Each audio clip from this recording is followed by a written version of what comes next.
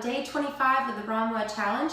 We have done some of these poses, but I'm just going to briefly touch on the first one, saddle eagle. So I'm sitting back on my heels, arms are coming out into a T. I'm dropping the right arm underneath the left, crossing at the elbows and then at the wrist, reaching those hands high as my shoulders separate behind me.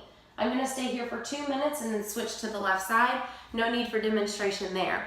Now the next pose is the fraggin, one of my favorites, and we haven't done it since day 12, so pay attention to this because there are some difficult movements here.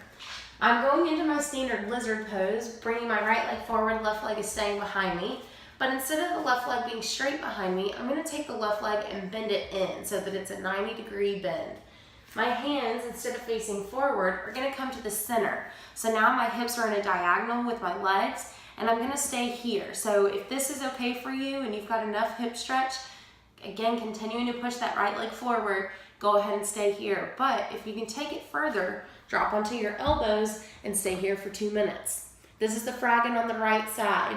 Switching to the left side though, left leg comes forward, right leg is going to bend behind me, so you can see what that looks like. My hips are going to turn into a diagonal, and I'm going to drop into the center. Staying here for 2 minutes on this side. After the fraggin, you have your extended arm lizard.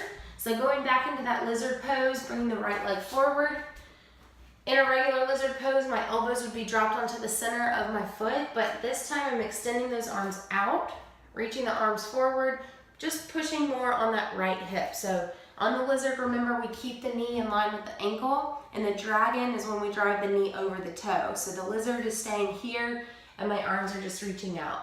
2 minutes on this side, and then we switch to the left. Just so you can see what that looks like. Left leg comes forward, driving my hips forward, making sure that my knee's in line with my ankle, and then reaching my hands out in front.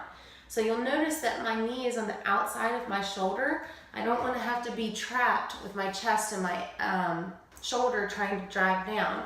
So I'm going to bring my hand and my chest onto the inside of my leg so I can get a little bit further down. Staying here for 2 minutes, and then you're done with day 25. Have a great day, everybody.